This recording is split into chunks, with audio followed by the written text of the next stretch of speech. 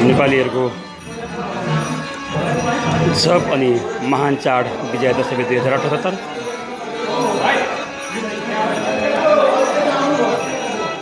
देश तथा विदेशमा रहनुहुने तमाम नेपाली मनमुटुहरूमा विजया दशमीको यो महान उत्सवमा सबैलाई शुभकामना अर्पण गर्दछौँ। यो माहौल, यो दसैँ विशेष महोत्सव यो युएईको आबुधाबीमा रहेको नेपालीहरूको एउटा सानो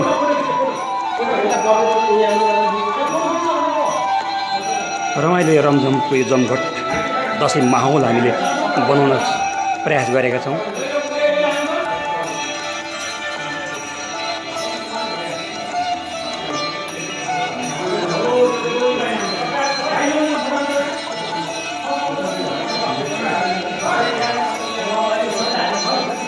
हाम्रो चाड, हाम्रा मूल्य मान्यताहरू हामी जहाँ रहे तापनि हामी सँगै रहन्छन्।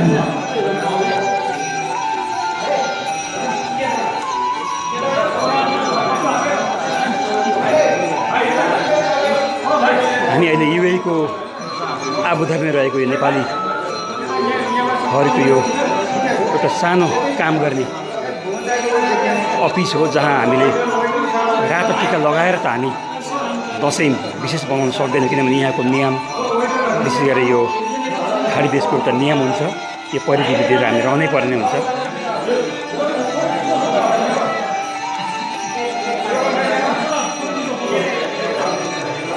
ह्याप्पी विजया दशमी 2078। यो सुन्दर केकसँगै हामीले सेलिब्रेसन गरेका छौँ। नेपालका विभिन्न क्षेत्र, विभिन्न प्रदेश अन्तर्गत रहे तापनि विदेशमा हामी एउटै परिवार भएर दसैँ समारोहलाई एउटा उत्सवमय बनाउन सफल भएका छौँ। परिवारलाई मनमुटुमा राखेर अनि दसैँ विशेष माहौल बनाउने हामीले प्रयास त गरेका छौँ। मनभरि आफ्नो परिवार, आफ्नो घर अनि आफ्नो देश समाजको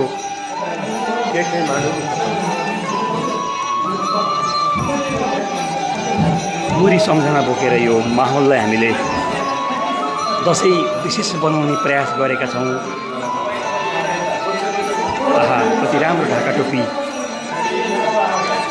निधारमा टिको लगाएर अनि जमरा सजाउने रहर त हामीलाई पक्कै थियो, तर हामी विवश छौँ, बाध्य छौँ।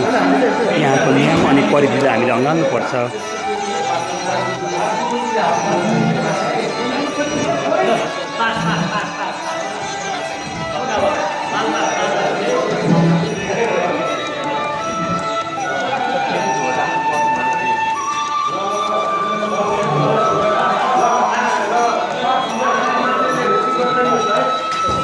धेरै दसैँ अनि धेरै तिहारहरू हाम्रा यसै गरी बितेका छौँ।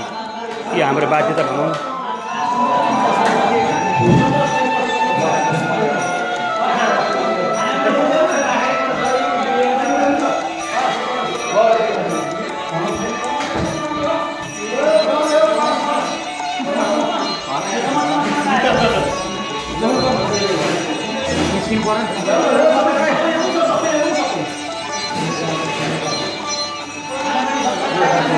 हामी जहाँ रहे पनि, हामी विश्वको जुनसुकै कुनामा रहे पनि हाम्रा चाडहरू, हाम्रा महोत्सवहरू, हाम्रा रीतिरिवाजहरू हामीसँगै रहन्छन्। हामीले भुल्न कदापि हुँदैन। हामीले माहौल, एउटा दसैँ माहौल बनाउने प्रयास गरेका छौँ।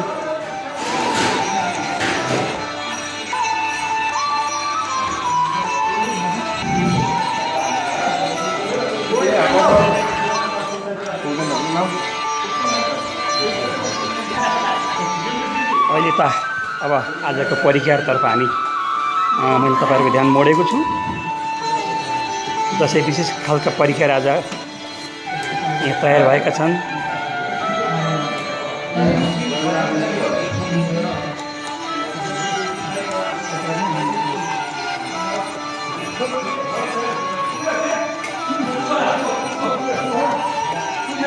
यो हाम्रो भेज बिरयानी, त्यसै गरेर तरकारी, दाल,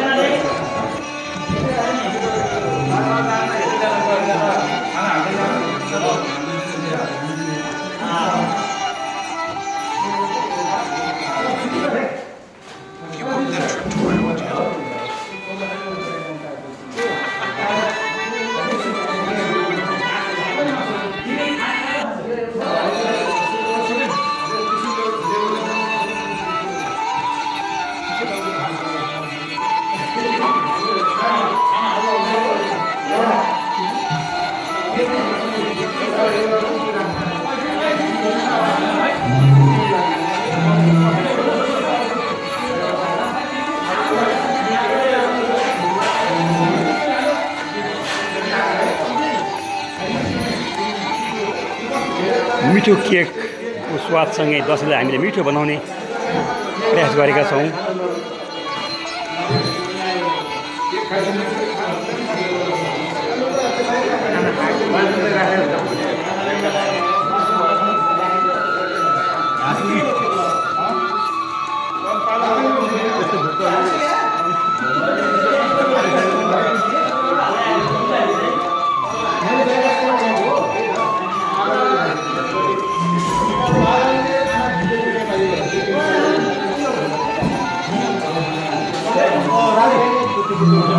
तपाईँ पनि जहाँ हुनुहुन्छ, जस्तो अवस्थामा हुनुहुन्छ, यसै गरी दसैँलाई दसैँ विशेष बनाउने प्रयास गर्नुहोला।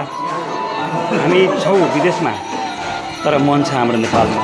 जब जब चाडबाडहरू आउने गर्छन् नि, अनि मन कटक कटक हुने गर्दछ। आफ्नो पहिरन ढाका टोपी लगाएर सेलिब्रेसन गर्ने यहाँ हामी प्रयास गर्दैछौँ। कतिपय साथीहरू ड्युटीमा हुनुहुन्छ, ड्युटीमै भए तापनि दसैँ माहौललाई हामी यहाँ हुने साथीहरूले दसैँ माहौल बनाउने प्रयास गरेका छौँ।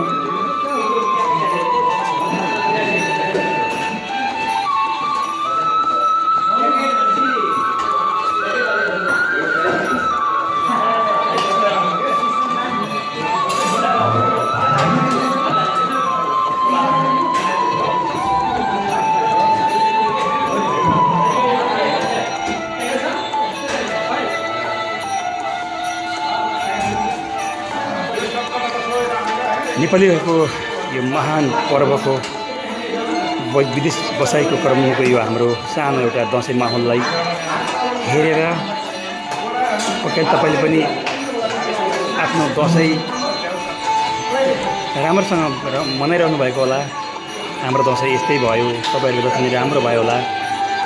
यसपालिको दसैँ परदेशको बसाइ आशा गरौँ आउने सालको दसैँ त आफ्नै घर परिवारसँग बसेर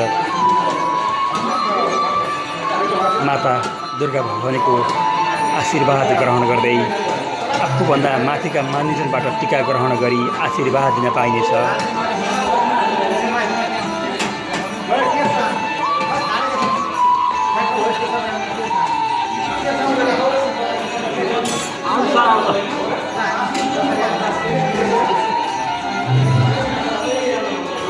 यो माहौल,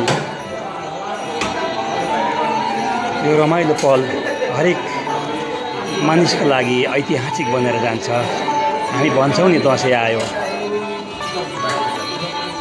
जति जति दसैँ आउँछन् ती दसैँहरू हामीले सङ्ख्यात्मक रूपमा मान्दै अनि हाम्रो उमेरलाई पनि अझ बुढौलीतर्फ लगिरहेको हुन्छौँ, धकिलिरहेका हुन्छौँ। तथापि यो क्रम रोकिँदैन, आइरहन्छ, गइरहन्छ।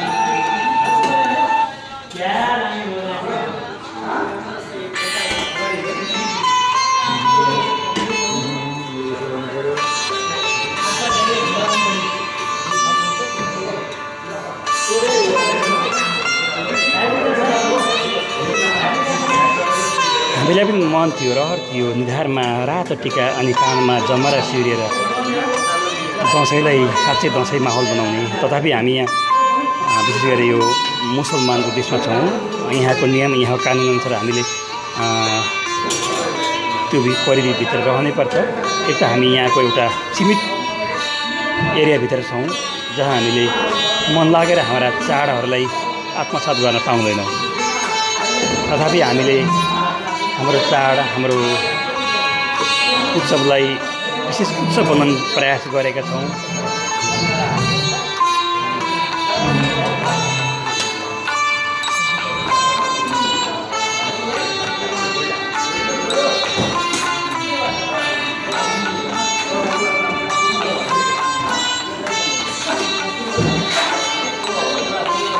अब म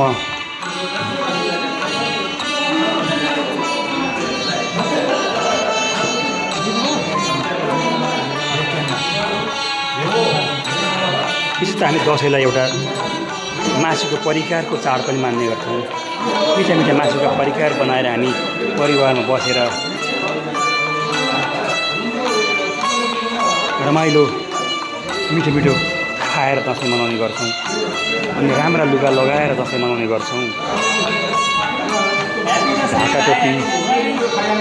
ढाका टोपी शिरमा, आहा छैन मन पिरमा, विदेशमा भए पनि।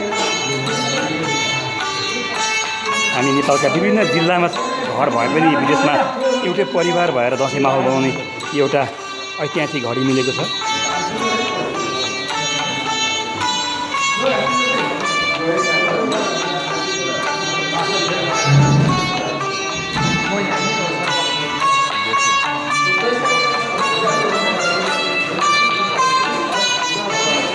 सबैलाई आफ्नै माहौल छ यहाँनिर।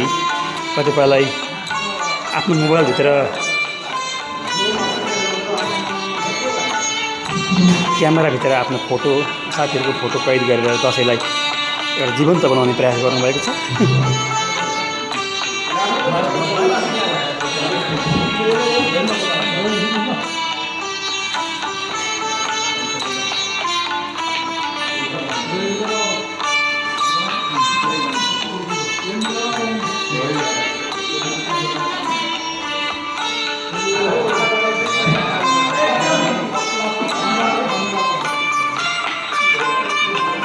हजुर, म देवेन्द्र बाँसुरी सङ्खुवासभा, हाल युएको यो आर्मी डिफेन्स क्याम्पबाट यो दसैँ माहौललाई एउटा दसैँ माहौल बनाउने प्रयास गरेको छु।